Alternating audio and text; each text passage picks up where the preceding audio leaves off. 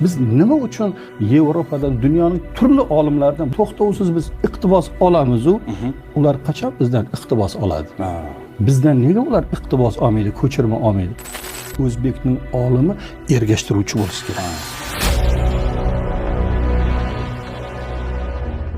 Bugungi kunda O'zbekiston ilmiy muhiti, olimlarning saviyasi va himoya qilinayotgan dissertatsiyalarning sifati borasidagi bahslar ziyolilar qatlamini eng ko'p o'ylantirayotgan masalalardan biridir.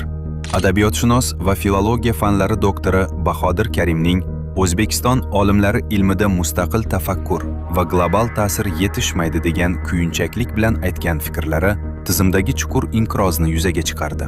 Olim haqli ravishda soxta takrorlar, xorij nazariyalarini shunchaki o'zbekchaga ko'chirish kasalligini fosh qildi va biz nega doim boshqalardan iqtibos olamiz? Qachon ular bizdan iqtibos oladi degan savolni o'rtaga tashladi. Ilm uchun kashfiyotlar muhim. Ilm uchun yangiliklar muhim. Hozirgi himoya qilinayotgan dissertatsiyalarning aksariyati u avvalgilarning takrori, xorijdagi qaysi bir olimlarning asarlarining o'zbek tiliga o'girilgan nusxalari bo'lib qolyapti-da. Shuning uchun bu yerda sifat muhim deganim o'zbekda olimi o'zini qiyofasini ko'rsatish uchun o'zining bir maktabiga ega bo'lish kerak. O'zining ilm yo'lidagi usullariga, yo'llariga, metodlariga ega bo'lish kerak. O'zbekning olimi, chin olimi o'sha xorazmiylarga, beruniylarga, shoshiylarga, farg'oniylarga munosib bo'ladigan o'zbekning olimi ergashtiruvchi bo'lishi kerak. Bizda ergashuvchanlik kuchli. Biz qachon mustaqil fikrlaymiz? Biz qachon ergashtiruvchi bo'lamiz? Biz nima uchun Yevropadan, dunyoning turli olimlaridan, bu mening dardlarim, to'xtovsiz biz iqtibos olamiz-u, ular qachon bizdan iqtibos oladi? Bizdan nega ular iqtibos olmaydi, ko'chirma olmaydi? Bu savollarga javob topish uchun faqat bugungi ta'lim tizimini o'zini o'rganish kifoya qilmaydi.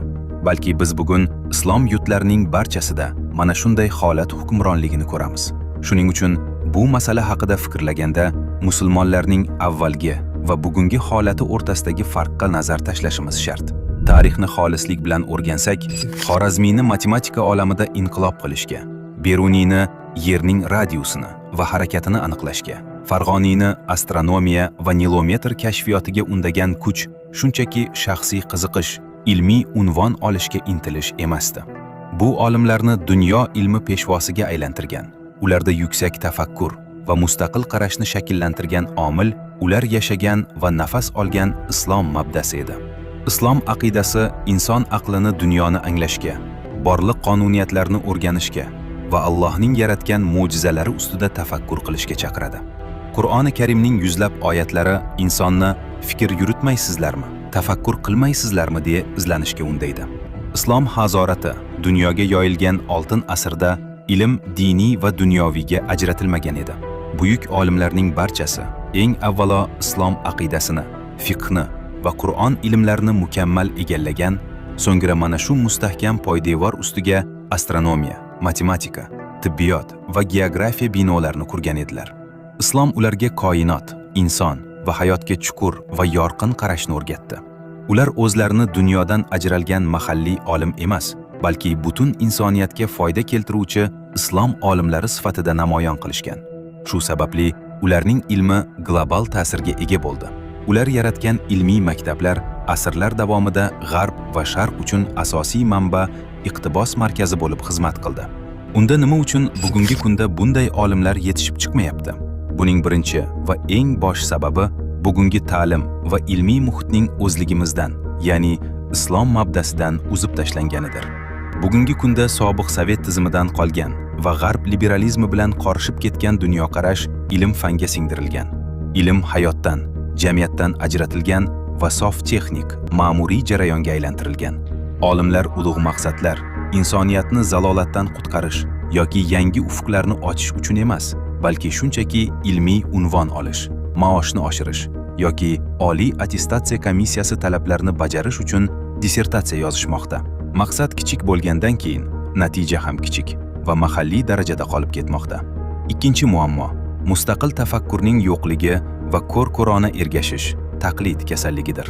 Bahodir Karim aytganidek, bugungi dissertatsiyalar xorijlik olimlarning asarlarini shunchaki o'zbekcha iqtiboslar bilan bezashdan iborat bo'lib qoldi. Olimlarimiz ongida haqiqiy nazariya va ilm faqat g'arbda yoki chet elda yaratiladi.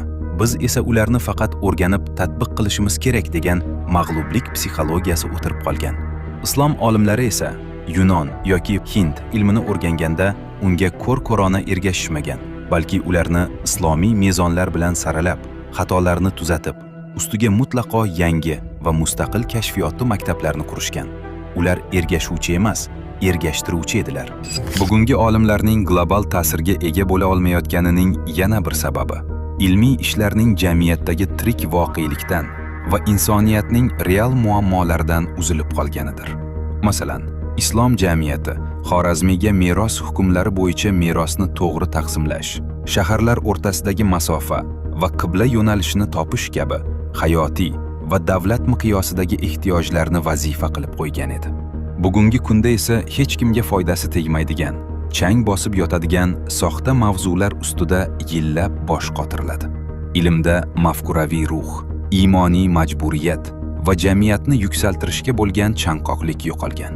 Xulosa qilib aytganda, O'zbekiston ilm fanini haqiqiy uyg'onishga olib chiqish, yangi beruniy va xorazmiylarni tarbiyalash uchun faqatgina moddiy sharoitlarni yaxshilash yoki xorij tizimlarini nusxalash kifoya qilmaydi.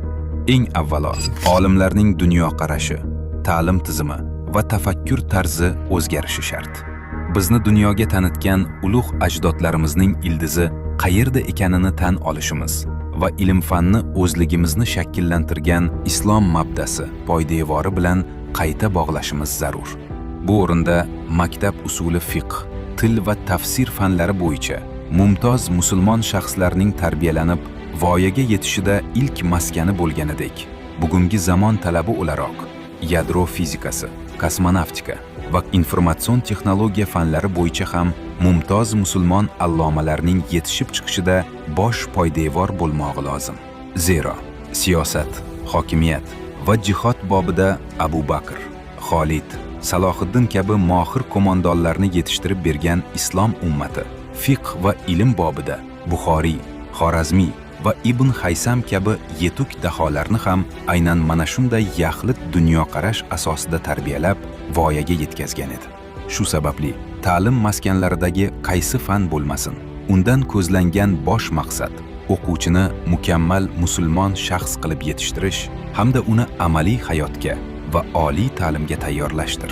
Toki kerakli darajada mumtoz shaxslar yetishib chiqib, islom ummatining fikriy va ilmiy saviyasi qayta yuksalsin. Biroq bunday ulkan mafkuraviy ta'lim tizimi va unda yetishgan mumtoz shaxslar faqatgina ularni o'z panohiga oluvchi, qo'llab-quvvatlovchi va ilmiy kashfiyotlarni hayotga tatbiq etuvchi siyosiy vujud, xalifalik davlati mavjud bo'lgandagina o'z voqeligini topadi. Islom mabdasi o'z davlatisiz hayotda sof nazariya bo'lib qolaverganidek, xalifalik soyasisiz ilm fan ham faqat hokimiyat egalari va yirik monopol korporatsiyalarning sof moddiy manfaatlarga xizmat qiluvchi bir vosita bo'lib qolaveradi. Vaholanki olimlarimiz va butun jamiyatimiz Alloh taoloning وابتغ فيما آتاك الله الدار الآخرة ولا تنس نصيبك من الدنيا va Alloh senga ato etgan mol davlat bilan avvalo oxirat obodligini istagin va dunyodan bo'lgan nasibangni ham unutmagin degan oyatiga amal qilib, xalifalik rahnamoligida osmonlar u yerdagi barcha narsalarni Alloh rozi bo'ladigan tarzda inson manfaati va farovonligiga xizmat qildirishi lozim. Dunyo bizdan iqtibos olishi, ilmimiz global kuchga aylanishi uchun esa biz o'zligimizga, bizni ulug' qilgan asl mabdoi qadriyatlarimizga va uni asrovchi xalifalik voqeligiga qaytishimiz shartdir.